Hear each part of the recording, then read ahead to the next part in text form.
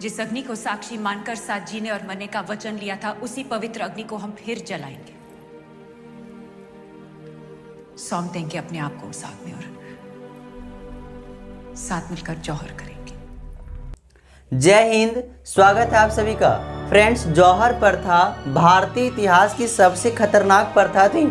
इस प्रथा के अंतर्गत युद्ध के समय अगर कोई राजा मर जाता था तो उसकी पत्नी अपनी इच्छा से, किसी के दबाव में आकर नहीं, बल्कि अपनी इच्छा से खुद के शरीर को, खुद के तन को अग्नि देवता को समर्पित कर देती थी, अग्नि में समा जाती थी और भस्म हो जाती थी। तो चलिए आज के इस वीडियो में हम सभी जानने का प्रयास करते हैं कि भारतीय इतिहास का सबसे पहला जौहर कब हुआ था।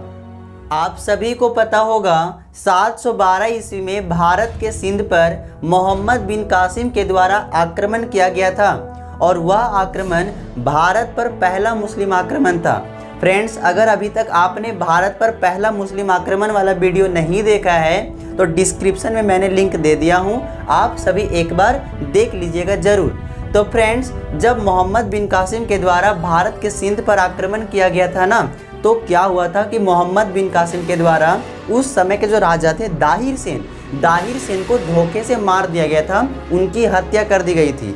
तो जब वो युद्ध के मैदान में मारे गए थे तो महल में, जो महल था वहाँ पे महारानी साहिबा जो थी, उनकी पत्नी थी जिसका नाम था रानी बाई अपने सभी हवेली में जितने सारे महल में जितने सारी नारियां रहती है उन सभी को बुलाती है और बुलाने के बाद उन्होंने कहा कि जो हमारे पति आप सभी के जो पति थे वो युद्ध के मैदान में लड़ते लड़ते मारे गए और इस प्रकार जो हमारी स्वाधीनता थी, जो हम लोग की आज़ादी थी, वो गौ हत्यारों के हाथों चली गई है और वे लोग अब महल की ओर आते ही होंगे और हम लोग को अपना दास बनाकर, अपना गुलाम बनाकर हम लोग को अपने साथ ले जाएंगे।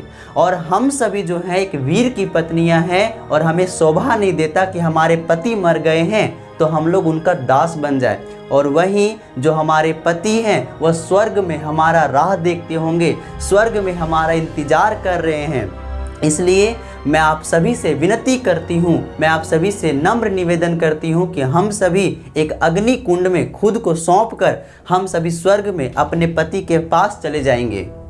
फिर क्या था सर, एक बहुत बड़ा अग्निकुंड बनाया जाता है और उस अग्निकुंड में सबसे पहले रानी बाई और उनके पीछे पीछे सभी नारियां जाकर उसमें समाहित हो जाती है और जलकर भस्म हो जाती है और यह भारतीय इतिहास का सबसे पहला जौहर बन गया।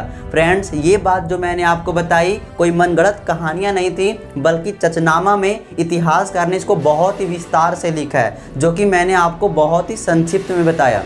फ्रेंड्स, अगर वीडियो पसंद आया होगा तो एक लाइक ज़रूर करें और धन्यवाद। फिर मिलेंगे अगले वीडियो में।